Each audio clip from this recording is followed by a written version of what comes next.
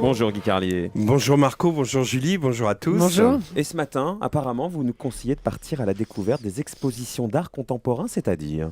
Dans le questionnaire de Proust, on trouve la question suivante. Quel est pour vous le comble de la misère humaine? Eh bien, je vais vous le dire, le comble de la misère humaine, c'est de rouler sur une route départementale un petit matin de pluie, comme aujourd'hui, percé par le bruit des essuie-glaces, de voir défiler dans la lumière pâle du jour qui se lève les enseignes hideuses des rocades, la halle aux chaussures, Lidl, Buffalo Grill, pour enfin atteindre au paroxysme du désespoir en arrivant à un rond-point circulaire.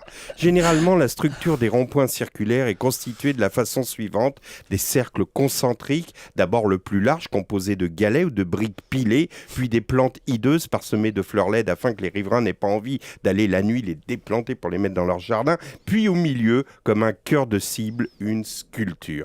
Là, deux thèmes possibles, soit l'illustration d'une spécialité ou d'une gloire locale. Il existe ainsi, sur une départementale normande, un rond-point constitué par une immense boîte de camembert en ciment. De même, en Bourgogne, une municipalité dont l'un des administrés gagnait une étape du Tour de France est statuifié au milieu d'un rond-point sous la forme d'un cycliste en fil de fer qui évoque irrésistiblement l'armature d'un bouchon de champagne.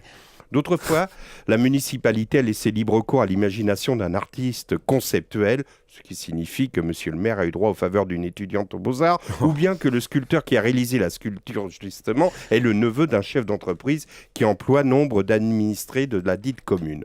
L'autre jour, je vous jure que c'est vrai, j'ai traversé une municipalité dont l'étudiante avait dû être particulièrement avenante avec monsieur le maire, puisqu'au centre du rond-point trônait un ours. Oui, vous avez bien entendu, un ours constitué d'une ossature en grillage sur laquelle on avait fixé des plaques de gazon. On aurait cru le bonhomme vert du Crédit CTLM, et comme il devait rester un peu de budget, la mairie avait installé tout autour du rond-point des lampadaires afin que le voyageur nocturne puisse aussi devenir l'homme qui a vu l'ours. Le comble, le comble de la misère humaine, le symbole de la médiocrité et du goût des édiles pour l'ostentatoire. Le pire, c'est que monsieur le maire, dans son bulletin municipal, fait l'éloge de son rond-point, évidemment à des fins électoralistes. Alors voilà, je voulais rire de tout ça ce matin. Chronique du vendredi, Friday Wear, mais il y a Elliot.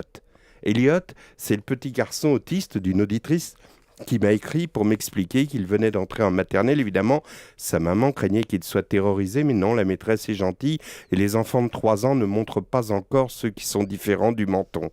La loi prévoit que les petits garçons comme Elliot peuvent bénéficier d'une aide à l'école, car évidemment, il a besoin d'une assistance.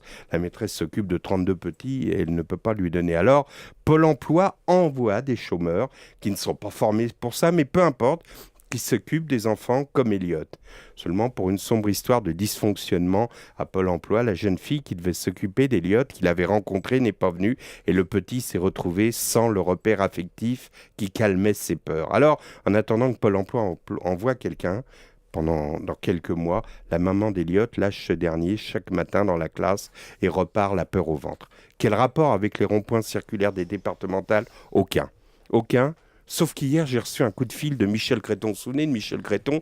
On comparait à Belmondo. Aujourd'hui, comme Bébel, il a levé le pied pour s'occuper de ses œuvres. Bon, Bébel, lui, finance le proxénétisme belge. Creton, lui, s'occupe des enfants handicapés. Il était en colère, Creton, parce que les pouvoirs publics bafouent la loi en matière d'accueil des handicapés. Tout simplement, m'a-t-il dit, parce que ça ne présente aucun intérêt électoral.